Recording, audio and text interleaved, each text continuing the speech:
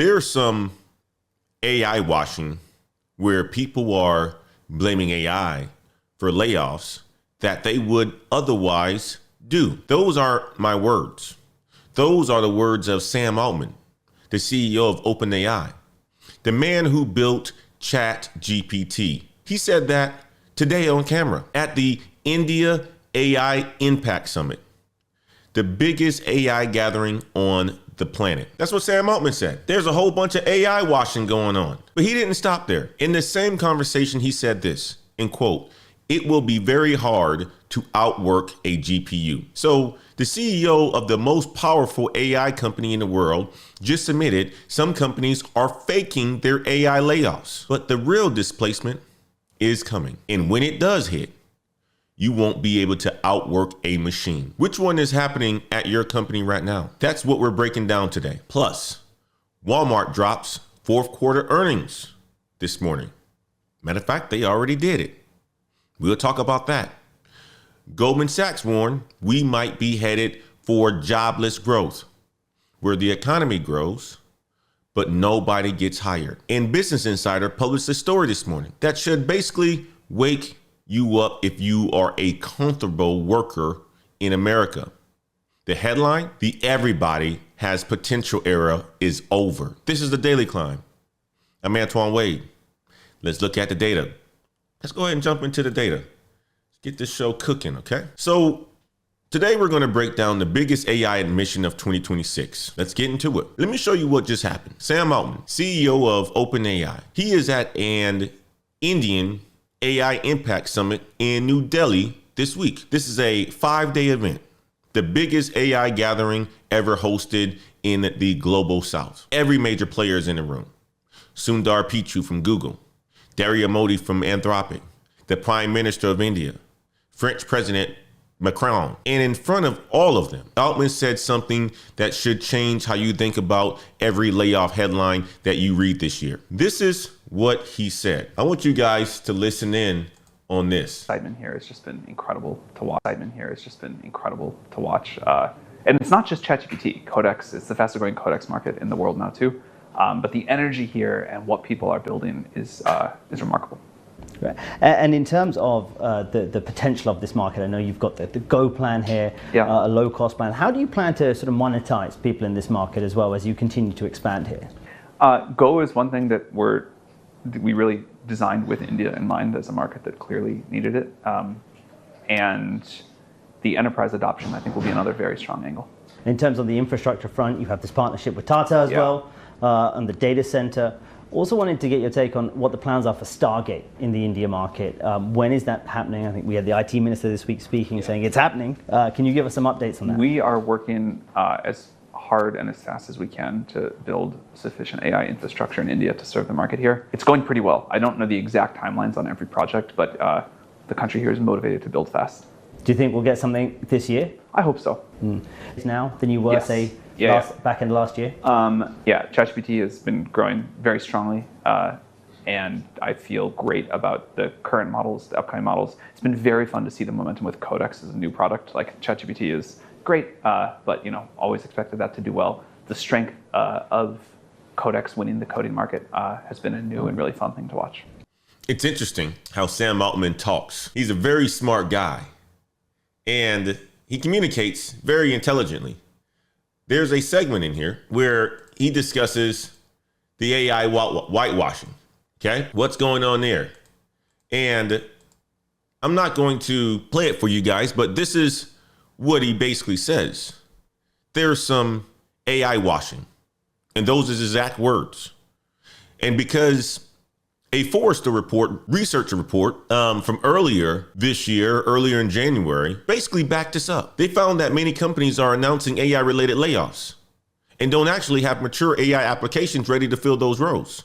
So the translation there is they are firing people before they have the technology to replace them.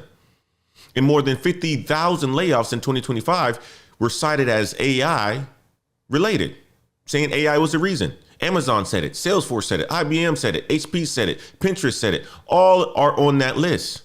But how many were real layoffs based on from AI? And how many were just companies using AI as a press release? I want you guys to type washing in the chat if you think that your own company is using AI as an excuse right now. Type washing in the chat. Okay? But this is what the CEO of OpenAI said, having a conversation in New Delhi at one of the largest AI summits that's out there. He confirmed it. There's a whole bunch of AI washing going on here. Now, here's what the data shows from inside of one of those companies. Business Insider, they just obtained Salesforce internal employee survey. It's not the press release, not the earnings call, but the actual survey that they gave to over 80% of their 76,000 workers. And here's what the real numbers reveal. 81% of employees said AI tools boost their productivity. Sounds great, right? We know that. You and I know that. We use it every single day. We know that it boosts productivity. But only 62% said their workload is more manageable. Read that again. 81% say they are more productive, but only 62% say the work got easier. That's a 19-point gap. A Georgetown University professor analyzed this, and he said AI is enabling people to do more work, but it is not making the work easier. So that's the story nobody is talking about right now. AI doesn't reduce your workload. It raises the expectation of your output. So you do more.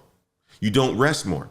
And remember, this is Salesforce, the company that eliminated 4,000 support roles, the company where the CEO said half the work is done by AI. Their stock is down 40% in 1 year.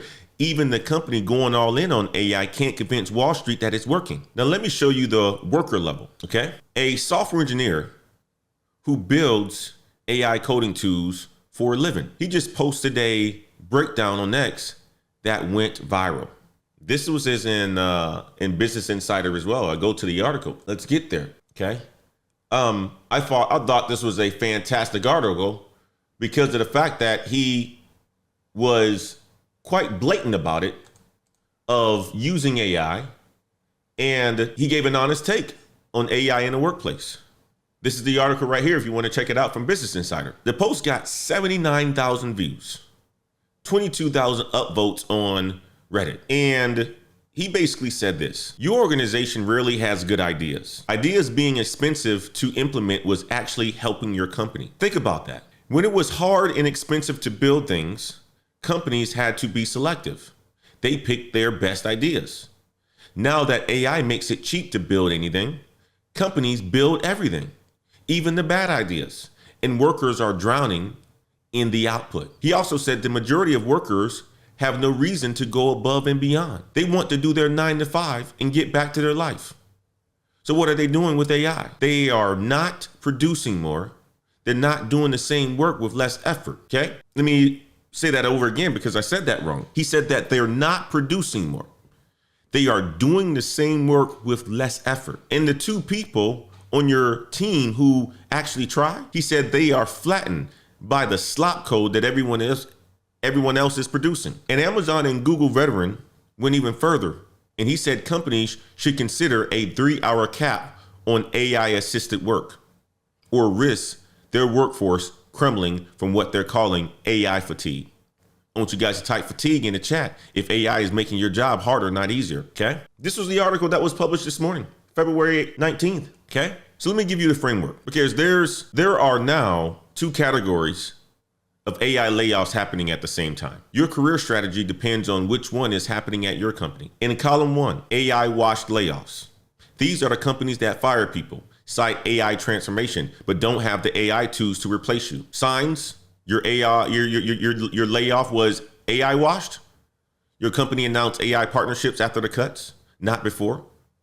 The roles eliminated were performance-based or a new CEO restructuring. This company's AI tools are still in pilot phase. The press release says operational efficiency and streamlining right alongside AI. If your layoff was AI washed, your skills are still valuable. Other companies still need what you do. The job market for your role hasn't disappeared. Your company just used AI as PR cover for cost cuts. Column 2, genuine AI displacement. These are the companies where AI is actually replacing human functions. The roles won't come back. Now, signs your displacement was real. Your company deployed AI tools before the cuts. The specific function that you perform is now handled by software. Your competitors are also eliminating the same role. The job postings that replace your role require AI skills that you don't have. If your displacement was real, your role is gone, but your domain expertise is not.